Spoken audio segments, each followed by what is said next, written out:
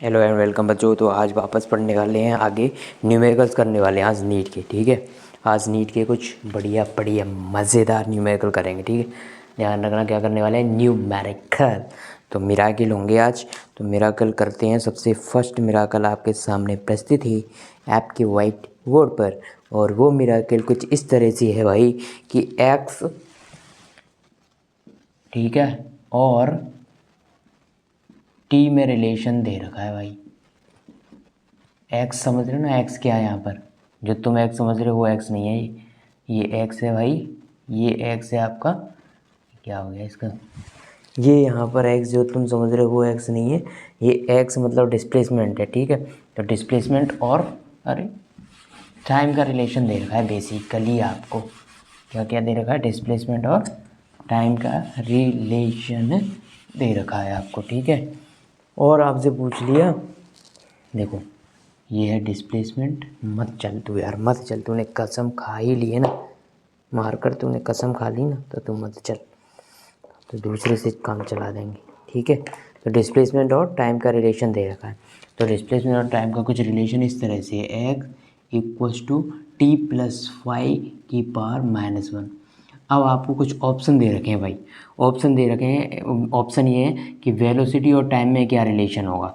क्या वेलोसिटी जो है टाइम की पावर 3/2 पे डिपेंड करेगी, option number 1। Option number B ये दे रखा है, क्या वेलोसिटी टी की पावर 2/3 पे डिपेंड करेगी। सी ऑप्शन दे रखा है, क्या जो डिस्प्लेसमेंट है वो वेलोसिटी की पावर 3/2 पे डिपेंड करेगा।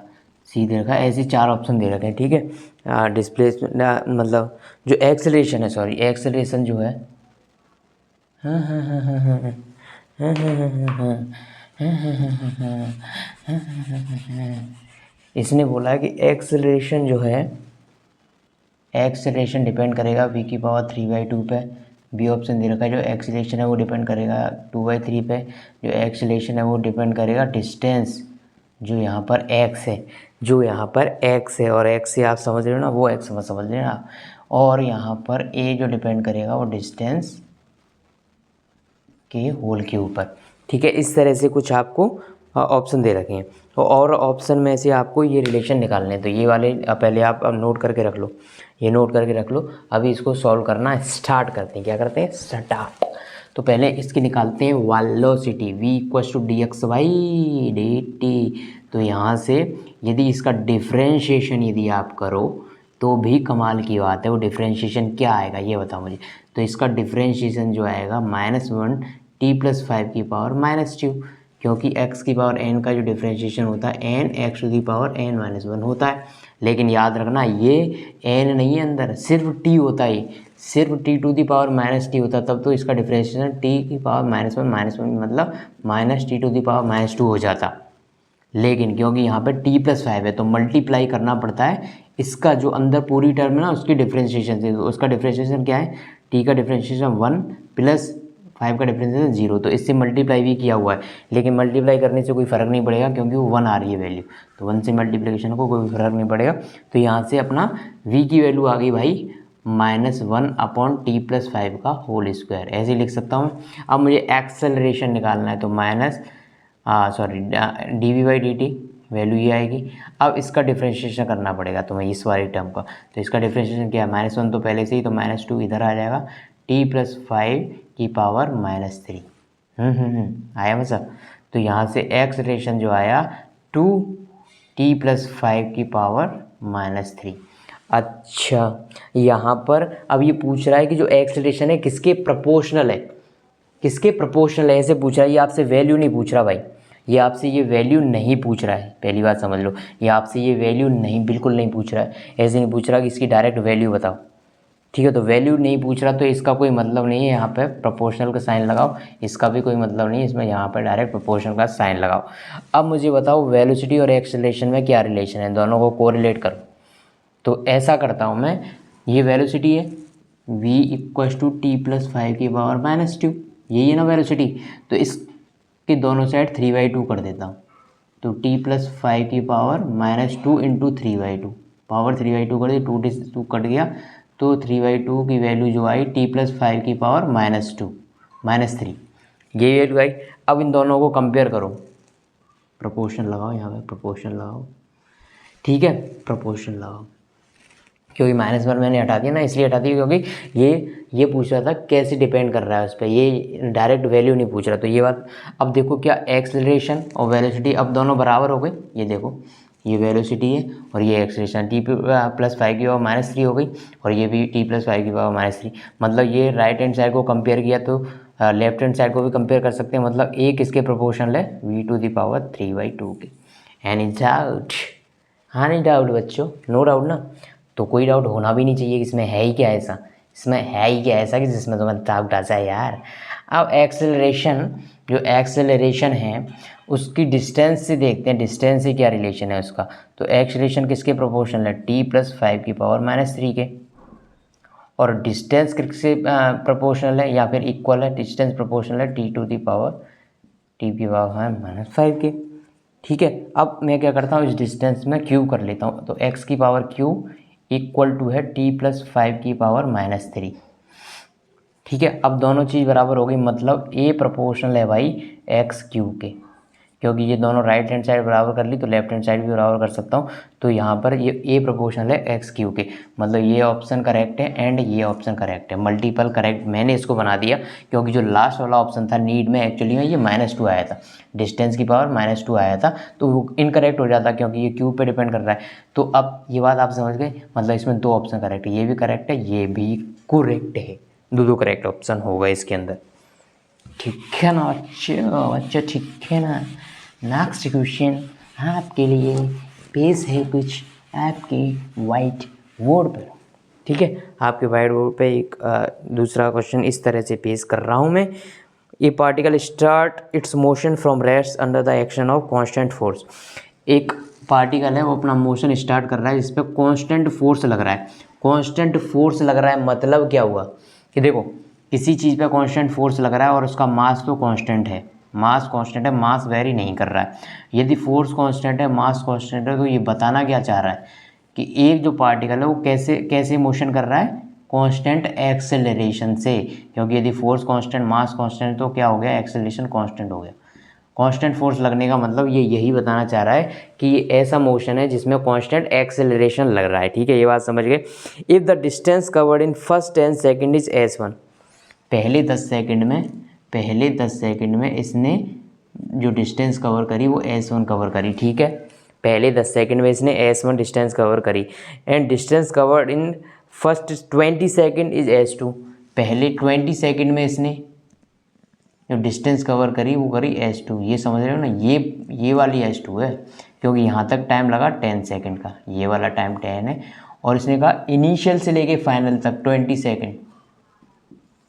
ये बात आप पहले बताओ, ये बात समझ पा रहे हो कि नहीं। एक पार्टिकल है जिस पर कांस्टेंट फोर्स लग रहा है, कांस्टेंट फोर्स मतलब कांस्टेंट एक्सेलरेशन के अंदर उसका मोशन है, और वो स्टार्ट कर रहा है अपना मोशन इनिशियल वेलोसिटी 0 से।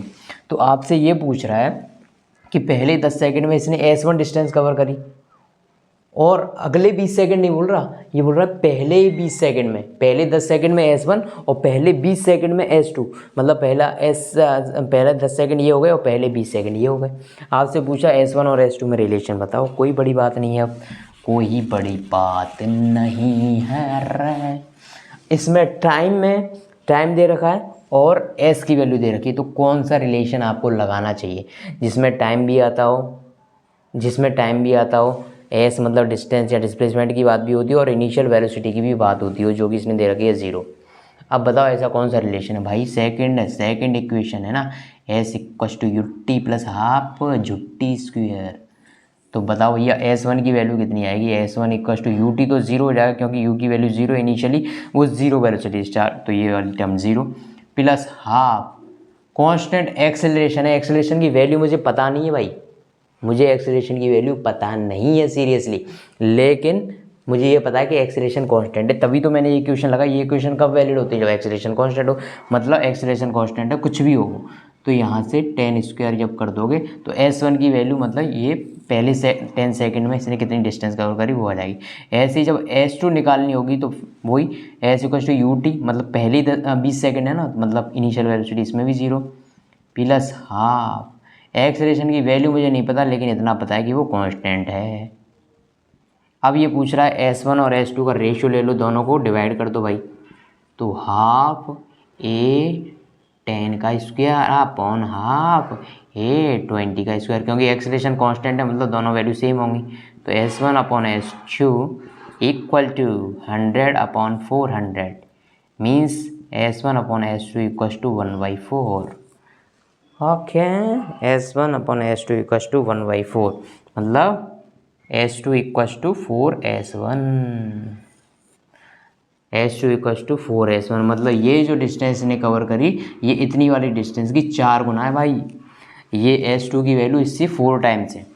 यदि वो आपसे ये पूछ लेता यार फिर मज़ा आ जाता। फिर क्या आ जाता, मज़ा आ जाता। वो आपसे ये पूछ लेता कि भाई रेशियो बताओ पहले 10 सेकंड में जो डिस्टेंस इसने कवर करी और अगले 10 सेकंड में जो इसने डिस्टेंस कवर करी उसका रेशियो बताओ, तो उसको भी ऐसे करते, मतलब पहले 10 सेकंड में और अगले 10 सेकंड में। अगले 10 सेकंड में मतलब समझ रहे हो, ये अगले 10 सेकंड, तो टोटल तो 20 सेकंड ही हुई, टोटल तो 20 सेकंड हुई। मतलब अब मुझे रेशियो पूछ रहा है भाई S2 माइनस S1, ये हो गया ना, ये डिस्टेंस कितनी हो जाएगी टोटल में से ये घटा दो। तो अब पूछ रहा है ratio S1 upon S2 minus S1 का। ये बात आप समझ पाए, पहले 10 सेकंड में S1 चली तो दूसरे 10 सेकंड में कितनी चली होगी, क्योंकि टोटल यदि S2 चल गई तो भाई ये अगले 10 सेकंड में कितनी बची, S2 माइनस S1। ईजी है ना, वेरी ईजी है ना। तो बस इसका रेशियो यदि पूछ लेता पहले और दूसरे का तो वही फॉर्मूला तो यही है। S1 की जगह रखते आप हाफ A 10 का स्क्वायर और S2 माइनस S1 की वैल्यू यहाँ से रख देते half A 20 square minus half A 10 square. कोई बड़ी बात नहीं थी ये भी। तो यहाँ से हाफ A कॉमन लेके काट दो, कॉमन लेके काट दो हाफ A, ऊपर बचेगा 100 अपॉन नीचे बचेगा 400 माइनस 100 मतलब 100 अपॉन 300। तब रेशियो होता भाई, तब रेशियो होता है इन दोनों डिस्टेंस का 1/3। तब रेशियो होता है इनका 1/3 मतलब S1 upon S2 minus S1 का जो रेशियो आता भाई वो आता 1/3। 1/3 मतलब पहले 10 सेकंड और अगले 10 सेकंड के डिस्टेंस का रेशियो ये आ जाता। क्या आप इस बात से एग्री करते हो? नहीं भी करते हो तो भाई इसका सॉल्यूशन तो यही है, इसका सॉल्यूशन तो यही है। सॉल्यूशन भी पता चला तो क्वेश्चन क्या था पता नहीं, जान का क्या होगा, मिलेगी यहाँ तवे पे फ्राई होगा, कोट घुमा सीढ़ी बजा बोल भैया और इस बार। नेक्स्ट क्वेश्चन आपके लिए ये रहा, a particle moves in straight line with constant acceleration. एक पार्टिकल है जो स्ट्रेट लाइन में मूव कर रहा है और किससे, कांस्टेंट एक्सेलरेशन से। एक्सेलरेशन कांस्टेंट है, कुछ भी वैल्यू होगी इसकी 5 10 10 20 50 कुछ भी होगी, ठीक है। It's change its velocity from 10 to 20 while passing through a 135, क्या हो गया मुझे, ठीक है 135 मीटर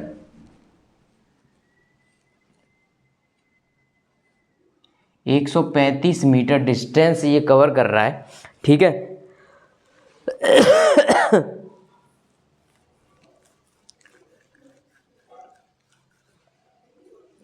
135 मीटर डिस्टेंस ये कवर कर रहा है और इसकी इनिशियल वेलोसिटी फाइनल वेलोसिटी कितनी हो गई, मतलब इस जगह पे वेलोसिटी 10 है, फाइनल वेलोसिटी हो गई 20 और ये 135 मीटर डिस्टेंस कवर कर रहा है, उतने में ही इसकी वेलोसिटी 10 से 20 बढ़ रही है।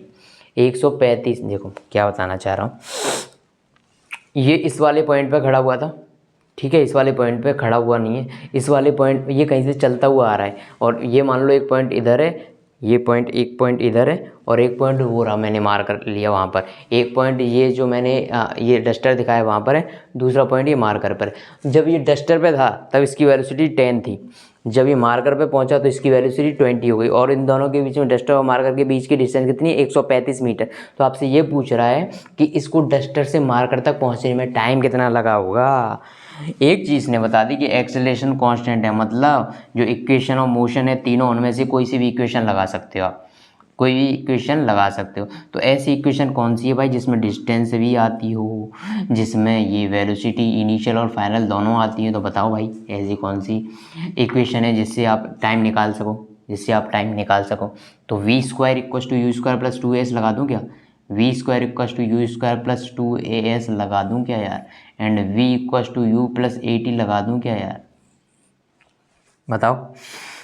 वी स्क्वायर मतलब फाइनल वेलोसिटी का स्क्वायर मतलब 20 का स्क्वायर इक्वल्स टू 10 का square plus 2 into a into s कितनी है 135।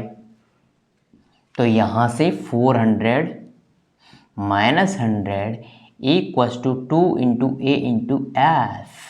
यहाँ से ए की वैल्यू आएगी 300 अपॉन 2 इंटू 135। मतलब मेरे पास एक्सेलरेशन की वैल्यू आ गई, ए की वैल्यू आ गई। अब फाइनल वेलोसिटी मुझे पता है, इस इक्वेशन में पुट करो 20, इनिशियल वेलोसिटी 10, ए की वैल्यू पता है।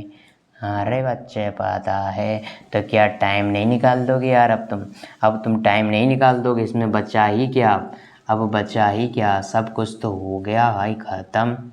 तो यहाँ से टाइम की वैल्यू आप निकाल देना इसको सॉल्व करके।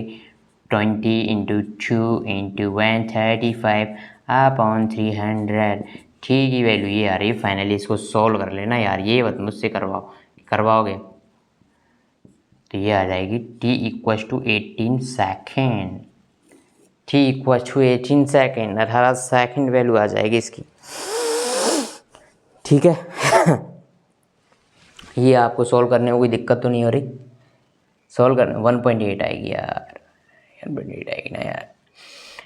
ठीक है ठीक है ठीक है ठीक है ठीक है, कोई दिक्कत नहीं होनी चाहिए आपको।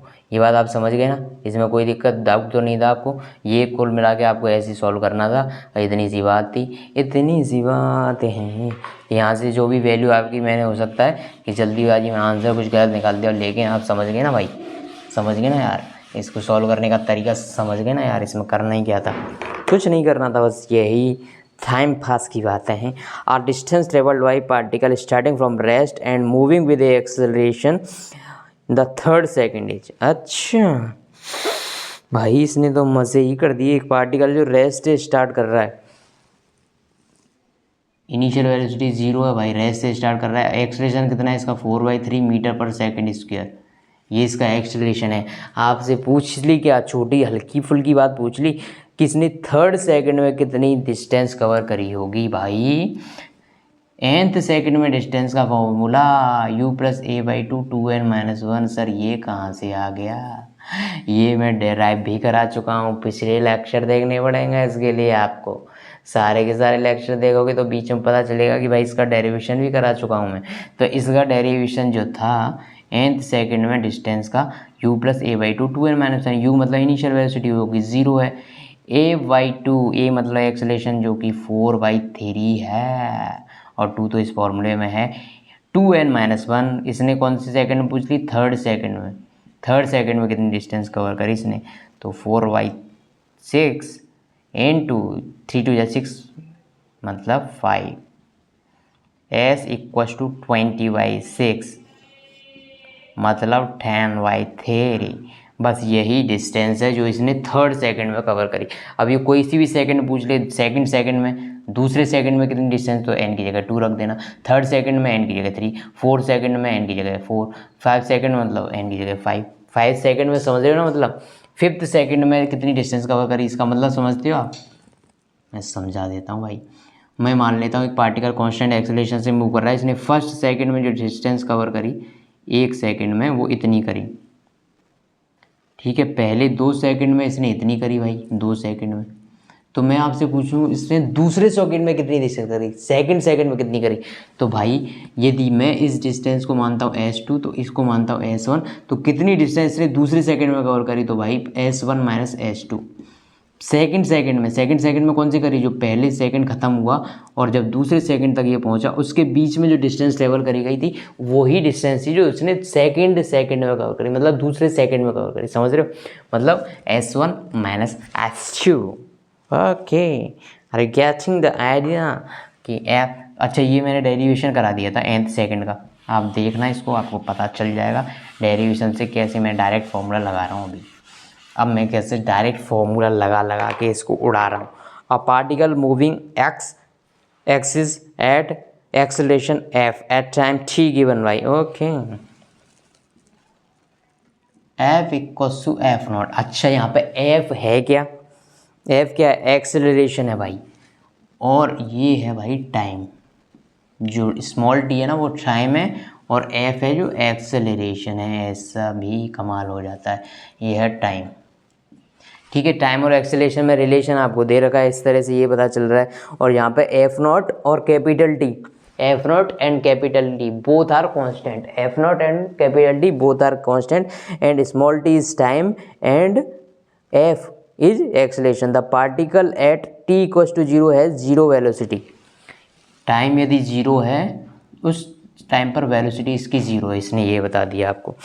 सेकंड चीज इसने आपको बता दी, in the time interval between T equal to zero and the instant when F is zero the particles velocity is. ठीक है, time interval, in the time interval T equal to zero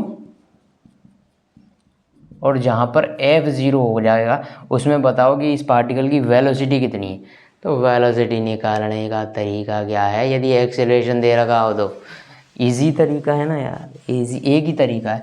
ये क्या acceleration है ना अपना, तो इसकी velocity की फॉर्म में लिखना होगा। तो एक्सेलरेशन क्या होता है, D we upon D t, f not one minus t by t करना पड़ेगा, integration d b equals to f not one minus t by t d t. ये बात समझ आती है, जब टाइम ज़ीरो है तब एक्सेलरेशन, तब वेलोसिटी भी ज़ीरो है, इसने बोला है।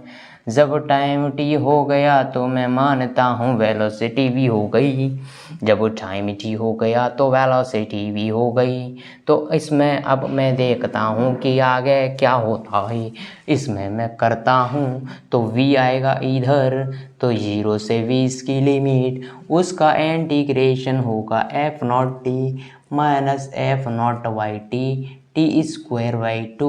सर ये कहाँ से ले आया आप, मुझे कुछ पता नहीं चल रहा है। तो मैंने देखो इसको क्या किया, एफ नॉट को अंदर मल्टीप्लाई किया, f not minus f not t by t.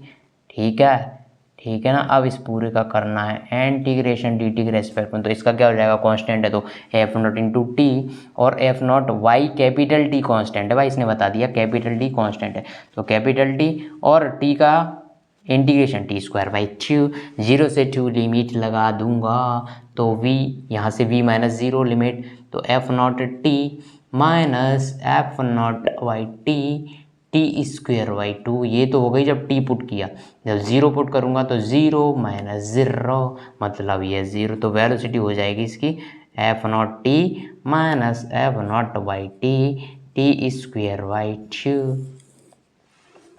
ठीक है भाई, वेलोसिटी आपके समझ में आ गई कि नहीं आई, आ गई कि नहीं आई। जब t बराबर ज़ीरो है तो f भी ज़ीरो है, जब t बराबर ज़ीरो है, जब t बराबर ज़ीरो है तो f भी ज़ीरो। इसने आपसे पूछा क्या है, find out the particles velocity. Particle velocity कितनी होगी भाई, पार्टिकल वेलोसिटी कितनी होगी जब, पार्टिकल वेलोसिटी कितनी होगी जब एक्सेलरेशन ज़ीरो होगा तब।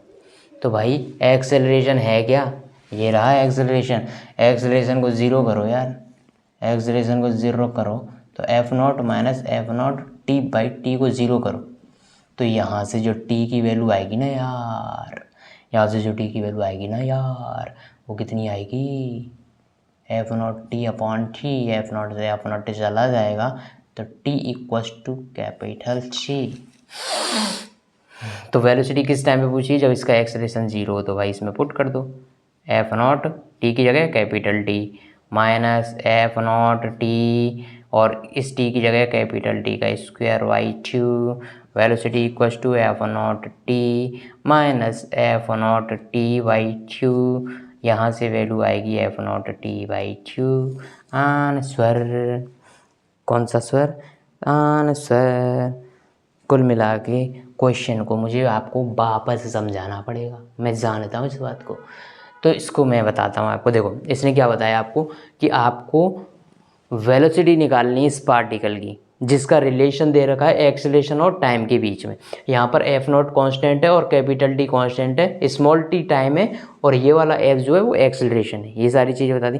फिर आपसे ये पूछ रहा हूँ कि भाई इसकी वेलोसिटी उस टाइम पे बताओ जब इसका एक्सेलरेशन ज़ीरो है। तो सबसे पहले इस इक्वेशन में एक्सेलरेशन क्या एफ है, तो इसको ज़ीरो करो, तो f not 1 minus t by T की वैल्यू 0 आ जाएगी। तो आपको एक्स, तो इसको 0 करोगे तो यहाँ से एफ नॉट तो 0, एफ नॉट इधर चला जाएगा 0 हो जाएगा, ठीक। तो 1 minus T upon capital T बराबर 0, मतलब यहाँ से जो टी की वैल्यू आएगी t upon t equals to 1, मतलब t equals to capital T. इसने एक्सेलरेशन कब पूछा है आपसे, जब टाइम की वैल्यू कैपिटल टी के बराबर हो। कैपिटल टी कांस्टेंट है जो कि 1 2 3 4 5 6 7 8 9 10 कुछ भी हो सकता है। जब टाइम की वैल्यू टी के बराबर होगी तब आपसे उसने एक्सेलरेशन पूछ लिया, तो कोई बड़ी बात नहीं, निकाल लेंगे अपन। सबसे पहले तो आप क्या पूछा, वेलोसिटी पूछी, तो वेलोसिटी एक्सेलरेशन से कैसे निकाल सकते हैं, उसका इंटीग्रेशन करके, क्योंकि एक्सेलरेशन क्या होता है D v by d t, और ये इधर रखा ही हुआ है। इसका इंटीग्रेशन करोगे जब v equals to 0, time equals to 0 पे वेलोसिटी 0, ये इसने ऑलरेडी बता रखा है। मैं मान लेता हूँ जब time t equals to t हो गया, टाइम कुछ भी t हो गया, तब वेलोसिटी v हो गई। तो इसका मैंने इंटीग्रेशन किया, इंटीग्रेशन करने से मेरे पास वेलोसिटी आई, ये वेलोसिटी मेरे पास ये आ गई, ठीक है। अब वेलोसिटी कब पूछी थी, जब एक्सेलरेशन 0, और एक्सेलरेशन 0 कब है, जब टाइम कैपिटल टी के बराबर है। तो इसमें स्मॉल टी की जगह कैपिटल टी पुट कर दो, तो ये पुट कर दिया मैंने और आंसर आ गया एफ नॉट टी बाई 2। कोई बड़ी विशेष खास बात हो इसमें क्वेश्चन में तो बता दो मुझे, वो तो बता दो यार, घबराना नहीं है। सबसे पहले तो अपने को घबराना नहीं है यार, सबसे पहले तो अपने को घबराना नहीं है यार। मैंने नीट के क्वेश्चन, देखो मैं क्लास में जो क्वेश्चन कराता हूँ आपको, वो तो जनरली मेरे दिमाग में जो भी मूड में आ जाता है वो मैं करा देता हूँ। डेटा भी मैं ऐसे उठाता नहीं कि यार ये वाला क्वेश्चन यहाँ से उठा लूँ वहाँ से उठा लूँ, नहीं, दिमाग में जो उस टाइम में फ्रेम हो गया वो क्वेश्चन बन जाता है आपके लिए। लेकिन जब एक्सरसाइज आपको करा रहा हूँ, जब प्रीवियस ईयर नीट के क्वेश्चन करा रहा हूँ, तो एक्जैक्टली वही क्वेश्चन कराने पड़ेंगे ना, तो एक्जैक्टली वही क्वेश्चन करा रहा हूँ। नीट में यदि मैं बोल दिया कि नीट के क्वेश्चन है ये, तो नीट के ही मिलेंगे वो। जेई के क्वेश्चन करा रहा हूँ तो जेई के करा रहा हूँ, यदि एनसीईआरटी करा रहा हूँ तो फिर एनसीईआरटी के ही करा रहा हूँ। इसी बात पर नेक्स्ट क्वेश्चन पेश है आपके लिए गर्मा गर्म। The position of particle with respect to time along x axis is given by, x और टी में रिलेशन दे रखा है, पोजिशन में ये पोजीशन और टाइम का रिलेशन बोलते हैं, जिसको डिस्प्लेसमेंट टाइम का रिलेशन, या फिर स्पीड है तो स्पीड टाइम का रिलेशन हो जाए भाई। ये आपको ये दे रखा है, ठीक है। तो आपसे इसमें पूछा गया है एक्स मीटर में टी सेकंड में, ये इसने बता दिया, एक्स किस में मीटर में, टाइम सेकंड में दे रखा है, ठीक है। What will the position of particle when it's achieve maximum speed along the positive x direction. अच्छा जी, अच्छा जी, अच्छा जी, पॉजिटिव एक्स डायरेक्शन अलोंग जब इसकी स्पीड मैक्सिमम होगी, जब इसकी स्पीड मैक्सिमम होगी तब इसका बताओ कि भाई, तब इसका जब स्पीड मैक्सिमम होगी तब एक्स की वैल्यू क्या होगी, तब इसकी पोजीशन क्या होगी, जब इसकी स्पीड मैक्सिमम होगी तब। तो भाई सबसे पहले तो वेलोसिटी निकालो, तो वेलोसिटी कितनी होती है d x by D t. तो यहाँ से इसको करोगे तो 18t minus 3t square.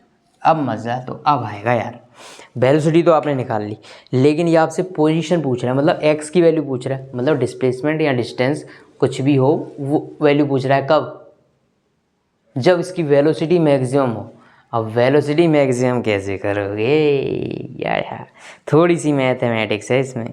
Maximum minima का एक कॉन्सेप्ट होता है भाई, मैक्सिमा मिनिमा का, मैक्सिमा मिनिमा, किसी भी चीज़ का मैक्सिमा कैसे निकालते हैं, मिनिमा कैसे निकालते हैं, ये इसका एक कॉन्सेप्ट होता है। क्या होता है, कॉन्सेप्ट होता है। तो भाई किसी भी चीज़ का मैक्सिमा निकालना हो, वो चीज़ कब मैक्सिमम होगी, तो जिसका भी फंक्शन है, जैसे कि मैं मान लेता हूँ एक y है, y x का फंक्शन है x square plus 2x plus 5, ये है। यदि ये पूछ रहा है कि y मैक्सिमम कब होगा या मिनिमम कब होगा, उन दोनों ही केसेस में आपको इसका डिफ्रेंशिएशन करना होता है। तो 2x प्लस 2 इक्वस टू, अब ये इसका डिफ्रेंशिएशन करना, फिर इसको 0 करना है। तो इससे पता चलता है कि x की वैल्यू जब -1 होगी, जब x की वैल्यू -1 होगी तब ये या तो मैक्सिमम होगा या मिनिमम होगा, दोनों ही हो सकता है। मैंने y और x में रिलेशन दे दिया। अब मैं आपसे ये पूछ रहा हूँ कि y की वैल्यू मैक्सिमम कब होगी, जब x की वैल्यू क्या होगी तब y की वैल्यू मैक्सिमम होगी। तो उसके लिए आप क्या करोगे, y का डिफरेंशिएशन करोगे x के रिस्पेक्ट में और उसको कर दोगे 0। तो यहाँ से x की वैल्यू -1 आई। अब -1 पे ये वैल्यू मैक्सिमम भी हो सकती है और मिनिमम भी हो सकती है, वो कैसे पता चलेगा। अब इसका एक और डिफरेंशिएशन करना पड़ेगा। तो d square y upon d x square, एक और बार डिफरेंशिएशन किया तो वैल्यू आई, इसका डिफरेंशिएशन क्या आएगा 2, इसका डिफरेंशिएशन क्या आएगा 2, ठीक है। यदि डबल डेरिवेटिव भाई, डबल डेरिवेटिव उसका आता है ग्रेटर देन 0, ग्रेटर देन 0, तब इसका मतलब वो वैल्यू मिनिमम आएगी भाई उस पॉइंट पे वो मिनिमम वैल्यू होगी। यदि डबल डिफरेंशिएशन आता है लेस देन 0 तब वो उस पर मैक्सिमम होगी इस पॉइंट पर। यदि डबल डेरिवेटिव उसका लेस देन 0 मतलब मैक्सिमम आएगी, डबल डेरिवेटिव ग्रेटर देन 0 मतलब मिनिमम आएगी। अब एक चीज़ मुझे बताओ, डबल डेरिवेटिव यहाँ पर तो x पे डिपेंड ही नहीं कर रहा, डायरेक्ट पॉजिटिव वैल्यू आ गई, तो मतलब पॉजिटिव वैल्यू का मतलब जो पॉइंट अपन ने निकाला है उस पर वो वैल्यू मिनिमम होगी, पॉजिटिव आ गया तो। यदि नेगेटिव आता तो पर ऐसा भी हो सकता कि डबल डेरिवेटिव उसका, जैसे कि दूसरा क्वेश्चन ले लो, x³ + 2x², ये है आपका, ठीक है। यहाँ से dy/dx निकालो, माइनस कर देते हैं, यहाँ से dy/dx निकालो -4x, ठीक है। ये y और x का रिलेशन, तो यहाँ से dy/dx की वैल्यू ये आ जाएगी। तो यहाँ से x की वैल्यू आप निकालना चाहोगे तो x कॉमन ले लो, तो 3x - 4 = 0। तो यहाँ से x की वैल्यू यहाँ तो 0 है, या फिर 4/3 है। अब इन पॉइंट्स में से वैल्यू मैक्सिमम होगी या मिनिमम होगी वो कैसे निकालोगे? तो एक बार डिफरेंशिएशन तो ये हो गया, ये किसकी वैल्यू dy/dx की, तो इसका एक और बार डिफरेंशिएशन करो dy/dx²। इसका डिफरेंशिएशन वापस करोगे तो 6x - 4। अब देखो इसका डबल डिफरेंशिएशन x पे डिपेंड कर रहा है ना, तो x की वैल्यू एक बार 0 पुट करो, तो 0 पुट करोगे तो वैल्यू आ रही है -4, मतलब लेस देन 0, मतलब 0 पर ये वैल्यू कैसी है? मैक्सिमम। जब x की वैल्यू 0 है तब तब ये वैल्यू मैक्सिमम आ रही है, तब ये वैल्यू मैक्सिमम होगी, मतलब 0 - 0 y = 0 आ रहा है, मतलब 0 पर वैल्यू मैक्सिमम होगी, पॉइंट 0 है तब मैक्सिमम। अब 4/3 पुट करो इसमें, 6 × 4/3 - 4, यह आ जाएगा 8 - 4 = 4, ठीक है। ये कैसा आ रहा है भाई? पॉजिटिव आ रहा है, ये कैसा आ रहा है? पॉजिटिव, मतलब x की वैल्यू जब 4/3 है तब इसका डबल डेरिवेटिव आ रहा है पॉजिटिव, मतलब 4/3 पर ये वैल्यू होगी मिनिमम, पॉजिटिव आ रहा है तो मतलब वैल्यू होगी मिनिमम। तो इसमें 4/3 पुट कर दो, तो 4/3 का होल क्यूब -2 × 4/3 का होल स्क्वायर, 4/3 का होल स्क्वायर कॉमन ले लूँगा मैं, तो 4/3 - 2, तो 4/3 का होल स्क्वायर ये हो जाएगा 3 × 2 = 6 - 4 मतलब -2/3। तो ये वैल्यू आ जाएगी -2/3 × 4 × 4 = 16/9 मतलब -32/27। देखो ये वैल्यू मिनिमम है, यदि 4/3 है तब ये वैल्यू मिनिमम है, और वैल्यू जब 0 है तब इसकी वैल्यू 0 आ रही थी, जो कि मैक्सिमम है, मतलब इसमें मैक्सिमम वैल्यू 0 ही होगी, उसके अलावा जितनी भी वैल्यू होंगी वो सब नेगेटिव में होंगी। तभी तो क्योंकि मैक्सिमम ही इसका 0 पे आ रहा है, तो बाकी वैल्यू मतलब 0 से छोटी होंगी, तो 0 से छोटी देखो मिनिमम वैल्यू ये आ रही है, बाकी वैल्यू इनसे और इसके बीच में लाई करेंगे, मतलब मिनिमम वैल्यू यदि ये है, मैक्सिमम वैल्यू ये है, तो बाकी जितनी भी वैल्यू होंगी x के लिए, y की, वो सारी इन दोनों के बीच में लाई करेंगे, इन दोनों के बीच में ही आएंगी। क्या बात आप समझे बच्चों? क्या क्या बताना पड़ता है बच्चों, तुम्हें क्या क्या बताना पड़ता है यार, ये बच्चों, बच्चों। तो ये बात समझ गए होंगे आप। तो सबसे पहले इसको भी हटा दूँ, ये बात नोट कर लेना यार, नोटबुक में नोट कर लेना, मैंने मिटा दी, मिटाने के बाद बोल रहा हूँ वैसे, हालांकि मेरी गलती है, लेकिन वापस नोट कर लो भाई। पहले मैक्सिमम मिनिमम निकालने के लिए जिस फंक्शन का भी मैक्सिमम या मिनिमम निकाला उसका डेरिवेटिव करो और उसको 0 करो, तो आपको वैल्यू पता चल जाएगी, इस वैल्यू पर ये या तो ये मिनिमम होगा या ये मैक्सिमम होगा। फिर मैक्सिमम होगा या मिनिमम होगा ये एग्जैक्टली पता करने के लिए उसका डबल डिफरेंशिएशन करो। यदि डबल डिफरेंशिएशन लेस देन 0 मतलब नेगेटिव आ रहा है, डबल डिफरेंशिएशन नेगेटिव आ रहा है मतलब वो पॉइंट पे मैक्सिमम होगी वैल्यू। यदि डबल डिफरेंशिएशन लेस देन 0 तो मतलब मैक्सिमम, यदि डबल डिफरेंशिएशन ग्रेटर देन 0 मतलब मिनिमम। समझ गए? तो ये बात, वेलोसिटी की वैल्यू पता चल गई। अब ये पूछ रहा है आपसे कि वेलोसिटी कब मैक्सिमम होगी, तो वेलोसिटी का डिफरेंशिएशन करके उसको 0 करो, 18 - 60 = 0। तो यहाँ से t की वैल्यू आ रही है 3 सेकेंड। अब 3 सेकेंड पे वेलोसिटी की वैल्यू मैक्सिमम भी हो सकती है, मिनिमम भी हो सकती है। मुझे कैसे पता चलेगा? मुझे ऐसा पता चलेगा, इसका मैं डबल डेरिवेटिव कर दूंगा यार। डबल डेरिवेटिव कितना आ रहा है? -6, जो कि लेस देन 0 है भाई। डबल डेरिवेटिव भले ही टी पे डिपेंड नहीं करता, लेकिन वो कैसा आ रहा है? Less than 0। लेस देन 0 मतलब जो भी अपन ने वैल्यू निकाली उस पर वो क्या होगा, मैक्सिमम ही होगा। तो निकाल दो इसको भाई, ये मैक्सिमम वैल्यू कैसे निकालोगे, टी की वैल्यू 3 पुट कर दो, टी की वैल्यू 3 पुट करे दो, 27 आंसर ये आ गया आपका 27। क्या कोई डाउट तो नहीं है अभी कोई डाउट तो नहीं है यार? ये बात आपको समझ आ गई ना 3 सेकंड पे कैसे आए, बताओ।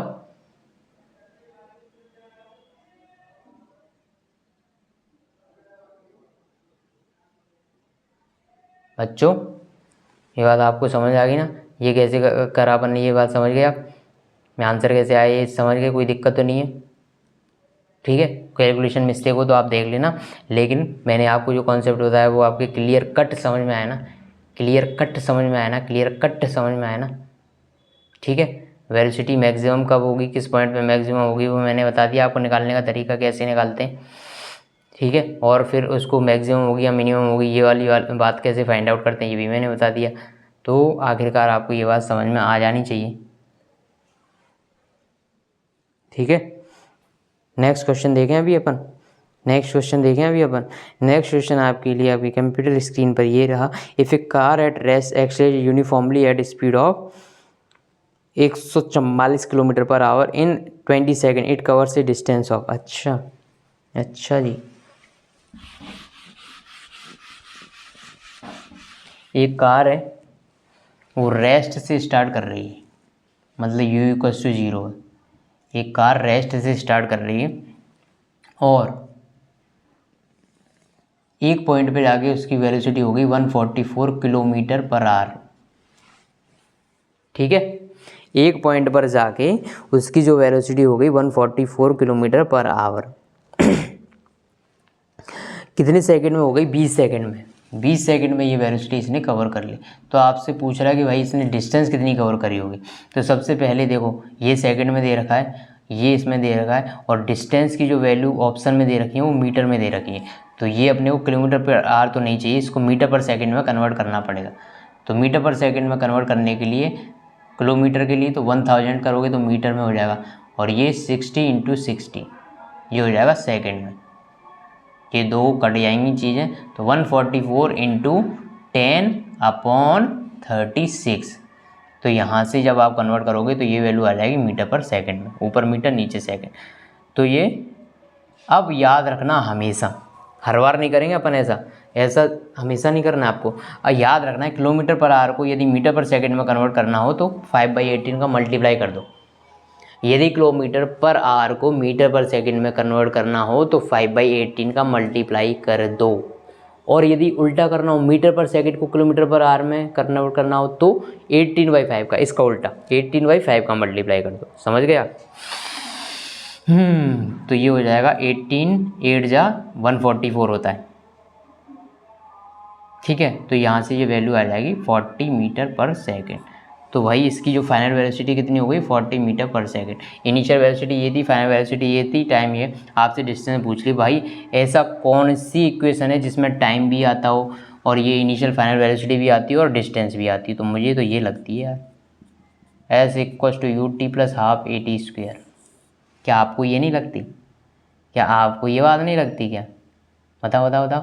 लेकिन टाइम दे रखा है इसमें, तो S की वैल्यू निकालनी है इसमें, ut 0 हो जाएगा क्योंकि इनिशियल वेलोसिटी 0। हाँ, ए की वैल्यू मुझे नहीं पता, टाइम की वैल्यू तो मुझे पता है, 20 सेकंड लगे थे ना। तो भाई कोई बात नहीं, v = u + at। Initial velocity कितनी है, 0। फाइनल वेलोसिटी कितनी हो गई, 40। ए निकालना है टाइम 20, ए की वैल्यू 2, ए की वैल्यू 2 इसके अंदर डाल दो भाई, 20² मतलब 400 मीटर। तो इसने इतनी डिस्टेंस कवर कर ली, कितनी, 400 मीटर, यहाँ से यहाँ तक 400 मीटर की डिस्टेंस कवर कर ली इसने। इसमें बस ट्विस्ट यही था कि इसने जो फाइनल वेलोसिटी दे रखी थी वो किलोमीटर पर आवर में दे रखी थी। यदि आपने कन्वर्ट नहीं किया, डायरेक्टली पुट कर दिया, तो पहली यूनिट बढ़ाने का मेरा पर्पज ख़त्म हो गया, मैं लुट गया भाई। मैंने फर्स्ट यूनिट इतनी क्यों पढ़ाई थी आपको, जब आप कन्वर्ट ही नहीं कर पा रहे, किलोमीटर पर आवर को मीटर पर सेकंड में कन्वर्ट नहीं कर पा रहे यार। 5/18 का मल्टीप्लाई तो करना है बस उसमें, और यदि उल्टा पूछ लिया तो उल्टा कर देना। यदि मीटर पर सेकंड को पूछ लिया किलोमीटर पर आवर में कन्वर्ट करो तो 18/5 का कर देना मल्टीप्लाई। उसमें इतना शर्माने की क्या बात है, उसमें इतने शर्माने की घबराने की बात ही क्या है, समझ रहे हो ना। तो नेक्स्ट क्वेश्चन देख लेते हैं। अ पार्टिकल एक्स और a position of particle varies x equals to AT² minus BT³ x equals to AT² minus BT³, ये पोजीशन और टाइम का रिलेशन है। आपसे पूछा गया है acceleration will be zero at t is equal to, इसका एक्सेलरेशन कब ज़ीरो होगा, किस टाइम पे इसका एक्सेलरेशन ज़ीरो होगा। तो पहले एक्सेलरेशन तक पहुंचना तो पड़ेगा, तो पहले तो वेलोसिटी निकालनी पड़ेगी भाई, 2AT माइनस 3BT²। एक बाद में फिर आपसे हाथ जोड़ के रिक्वेस्ट करूंगा डिफरेंशिएशन एंड इंटीग्रेशन के वीडियो ज़रूर देख के आएँ, नहीं तो आप ये देखते ही रह जाओगे सर आप ये फटाफट इंटीग्रेशन कैसे लिख देते हो। आपका हाथ जोड़ के विनती है कि भाई एक्सेलरेशन के video, acceleration integration and differentiation के वीडियो देख के ही यहाँ पर पहुँचें, आपका आदर सत्कार रहेगा, वरना आप ये देख के भाग जाओगे। एक्सेलरेशन dv/dt, तो ये 2a माइनस 6bt। आपसे वो पूछ रहा है वो टाइम बताओ जब इसका एक्सेलरेशन ज़ीरो होगा, तो मैं इसको एक्सेलरेशन को ज़ीरो कर देता हूँ। 2a इक्वल्स टू 6bt हो जाएगा, यहाँ से टाइम की वैल्यू आएगी 2a/6b, that means time equals to a/3b। ये क्या है, नीचे क्या लिख दिया सर आपने, 6b, तो यहाँ से a/3b वो टाइम है जब इसका एक्सेलरेशन ज़ीरो होगा। इसमें तो कोई नई बात नहीं थी यार, कोई भी नई बात नहीं थी, सिर्फ एक्सेलरेशन निकाल के ज़ीरो करना था और टाइम निकालना था किस टाइम पे एक्सेलरेशन ज़ीरो हो जाएगा, ठीक है। नेक्स्ट क्वेश्चन कुछ आपके सामने ये रहा, acceleration of particle increasing linearly with time as bt। एक पार्टिकल का एक्सेलरेशन भाई, इसमें मज़ा आएगा, इसमें मज़ा आएगा। पार्टिकल स्टार्ट फ्रॉम ओरिजिन, ये ओरिजिन से स्टार्ट कर रहा है पार्टिकल चलना, वन डायमेंशन मोशन है, मतलब x equals to zero, origin से स्टार्ट कर रहा है मतलब x इक्वल्स टू जीरो, और x इक्वल्स टू जीरो पे इसकी जो इनिशियल वेलोसिटी है वो है v0। x equals to zero पे वेलोसिटी जीरो नहीं है, x इक्वल्स टू जीरो पे इनिशियल वेलोसिटी v0 है। The distance travelled by the particle in time t, time t में इसने कितनी डिस्टेंस ट्रेवल करी होगी, टाइम t में डिस्टेंस ट्रेवल पूछ रहा है आपसे। इजी क्वेश्चन बोलूँ क्या मैं इसे, नहीं इजी तो मैं नहीं बोल सकता, इजी तो मैं नहीं बोल सकता। इसको क्यों नहीं बोलूँगा कि भाई इसमें आप वो फॉर्मूले मत लगा देना, v equals to u t plus half AT², v equals to u plus AT, s equals to u t plus half AT², ये तीनों में से कुछ भी यूज मत कर लेना। क्यों, क्योंकि इसका एक्सेलरेशन कांस्टेंट नहीं है, नहीं है, नहीं है। ये कब वैलिड होती है, जब एक्सेलरेशन कांस्टेंट हो, लेकिन इसका एक्सेलरेशन तो भाई टाइम के साथ वेरी कर रहा है ना यार, टाइम के साथ वेरी कर रहा है, मतलब ये तीनों इक्वेशन नहीं लग सकती इसमें। बड़ा ही प्यारा क्वेश्चन है तो इजी, लेकिन इसमें कॉन्सेप्ट अच्छा यूज हुआ है। कॉन्सेप्ट इसने जो एक्सेलरेशन है वो टाइम पे डिपेंड दे दिया आपको, तो टाइम पे डिपेंड कर दिया ना आपको, तो आप ऐसा नहीं कर सकते। तो एक्सेलरेशन को सबसे पहले क्या करोगे, dv/dt equals to vt, dv equals to vt dt, integration time zero है तब वेलोसिटी ज़ीरो नहीं है, जब टाइम ज़ीरो है तो वेलोसिटी ज़ीरो है या, हाँ यार टाइम ज़ीरो है तो वेलोसिटी ज़ीरो है या नहीं है। जब टाइम ज़ीरो है मतलब इनिशियली वो स्टार्ट कहाँ से कर रहा है, ओरिजिन पे, और ओरिजिन पे टाइम कितना था ज़ीरो, लेकिन वेलोसिटी ज़ीरो तो क्या नहीं, मैं मान लेता हूँ वेलोसिटी बाद में v हो गई जब टाइम t हो गया था। तो यहाँ से v माइनस v0 की जो वैल्यू आएगी वो आएगी BT²/2, इसमें लिमिट लगाओगे 0 से t, तो v माइनस v0 की वैल्यू आएगी BT²/2 माइनस 0, लिमिट पुट करोगे एक बार t एक बार माइनस करके 0, तो v equals to v0 plus BT²/2। तो ये तो आ गई वेलोसिटी, ये तो आ गई वेलोसिटी, लेकिन इसने वेलोसिटी पूछी है कि नहीं पूछी, इसने पूछा है पोजीशन पूछी है भाई इसने, तो v0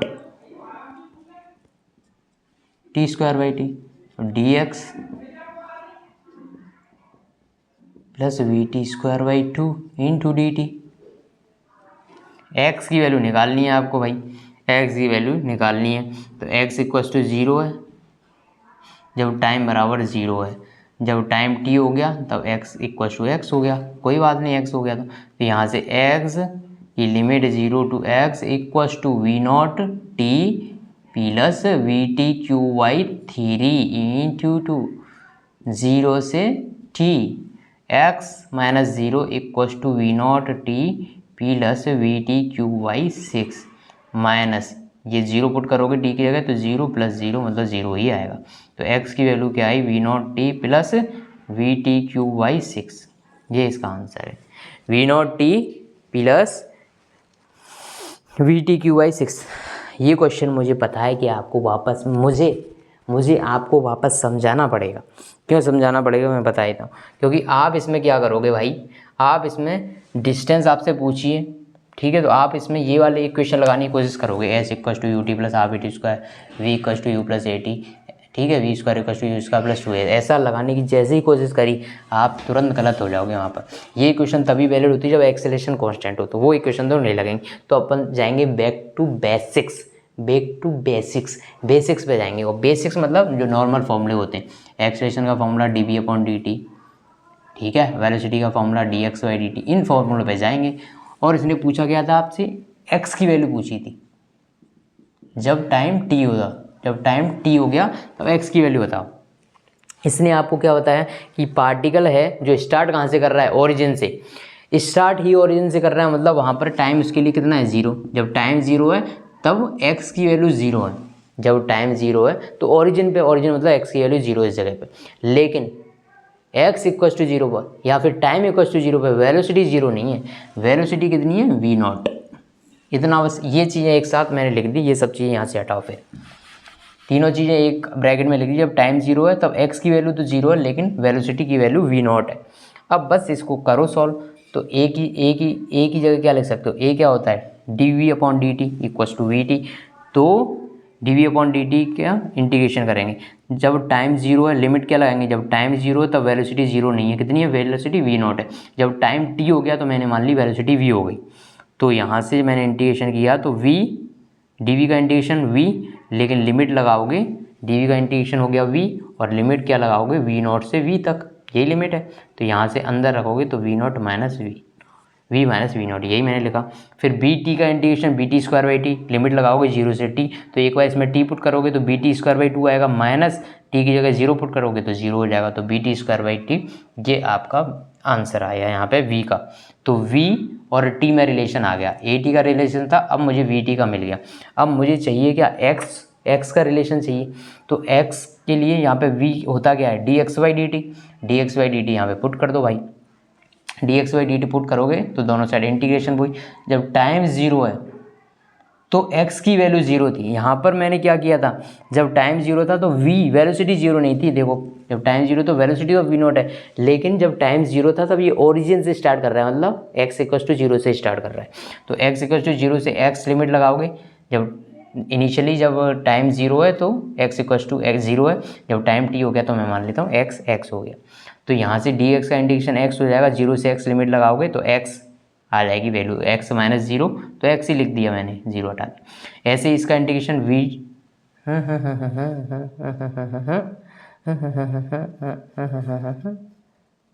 ठीक है, इसका इंटीग्रेशन मैंने कर दिया था इधर, वी नॉट का वी नॉट टी प्लस इसका वी वाई टू तो कांस्टेंट है, वी वाई टू अलग रख लिया, और टी स्क्वायर का इंटीग्रेशन टी क्यू बाई 3, तो टी क्यू बाई 3 और बी वाई टू था ही तो बी वाई 6 हो जाएगा, b by 6 into t cube. इसमें लिमिट लगाओगे 0 से टी, तो एक बार इस पूरी इक्वेशन में टी पुट करोगे तो v not T plus we T cube by 6 आएगा, एक बार पूरी इक्वेशन में 0 पुट करोगे टी की जगह तो ये भी टर्म 0 हो जाएगी क्योंकि वी नॉट टी, प्लस ये भी टर्म में 0 हो जाएगी। तो यहाँ से x की वैल्यू जो आएगी v not T plus b t cube by 6, v not T plus b t cube by 6, और यही आपसे पूछा था कि x और इसमें t में क्या रिलेशन होगा।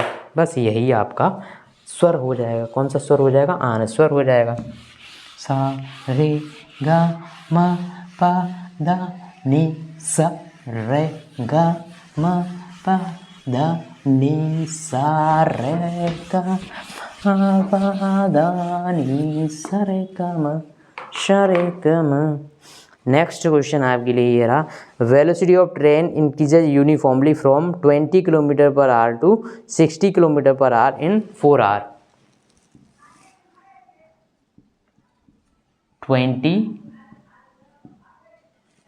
60 किलोमीटर पर आवर इन। अब इसने एक टर्म लिखी हुई है, भी वापस समझते हैं। Distance travelled by train during this period. आपसे क्या पूछा है कि जब इसकी वेलोसिटी 4 घंटे में 20 से 60 हो गई, तब इस दौरान इसने कितनी डिस्टेंस ट्रेवल करी होगी।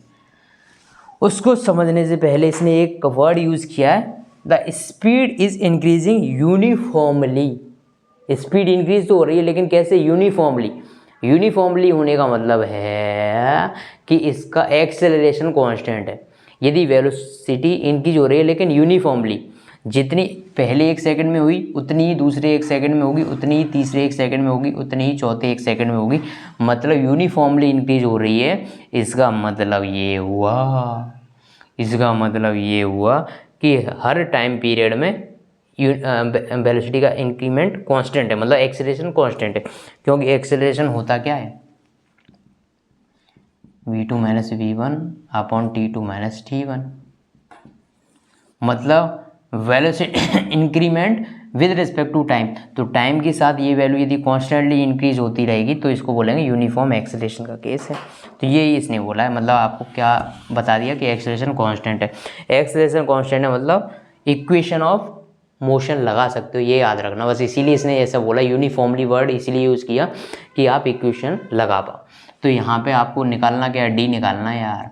क्या इसको कन्वर्ट करने की ज़रूरत है क्या?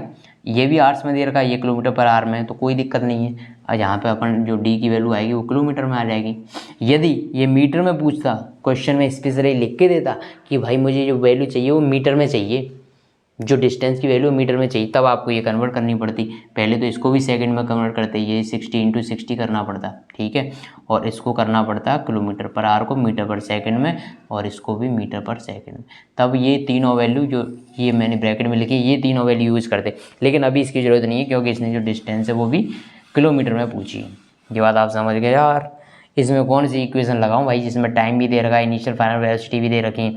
तो ऐसी कौन सी इक्वेशन है? तो s = ut + हाफ AT², यही लगाऊंगा, क्योंकि मुझे इनिशियल वेलोसिटी पता है 20 है, टाइम पता है 4 घंटे हैं, तो ये भी टाइम पता ही है 4 घंटे हैं। बस एक ही वैल्यू चाहिए, तो वो पहली इक्वेशन से v = u + AT, v 60 u 20 plus ए निकालना है टाइम 4 आवर्स।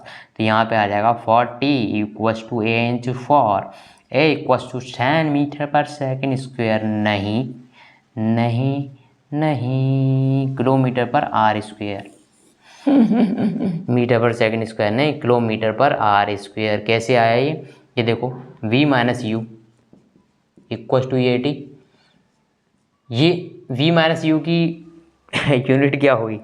ये मत बोलना कि सर इसकी किलोमीटर पर आर, इसको भी किलोमीटर पर आर, यूनिट से यूनिट कट गई, 0 यूनिट होगी। ऐसा मत बोल देना यार, क्योंकि यूनिट एंड मेजरमेंट क्यों पढ़ाया था मैंने फर्स्ट यूनिट में? यूनिट एंड मेजरमेंट पढ़ाने का पर्पज़ ही क्या था? कोई भी सेम यूनिट वाली क्वांटिटी होती है, उनको ही ऐड या सब्ट्रैक्ट किया जाता है। मतलब इस दोनों को सब्ट्रैक्ट कर रहे हैं, मतलब इनकी यूनिट सेम होनी चाहिए, मतलब इनकी यूनिट क्या है? किलोमीटर पर आर। तो इसकी यूनिट किलोमीटर पर आर है, = एक्सेलरेशन की यूनिट मैंने निकालनी, तो ये यूनिट, ये टाइम किस में रख रहे हो? आर में, और ये किस में रख रहे हो? दोनों किलोमीटर पर आर में। तो एक्सेलरेशन किस में आ रहा है? किलोमीटर पर आर स्क्वायर में। ठीक है, ए की वैल्यू इसमें पुट कर दो, एस की वैल्यू आ जाएगी s = u × t + half. A की वैल्यू कितनी आई? 10 × t², मतलब 4 का स्क्वायर। यहाँ से s की वैल्यू 80 + 80, s = 160 मीटर, मतलब d की वैल्यू 60 मीटर नहीं, किलोमीटर। आ गई भाई वैल्यू, कोई डाउट है इसमें तो कोई डाउट नहीं होना चाहिए यार, बात आप समझ गए ना यार। नेक्स्ट देखते हैं। A car accelerates from rest at a constant acceleration alpha for some time, after which it decelerates at constant rate beta and come to rest. If the total time elapsed is t, the maximum velocity acquired by car.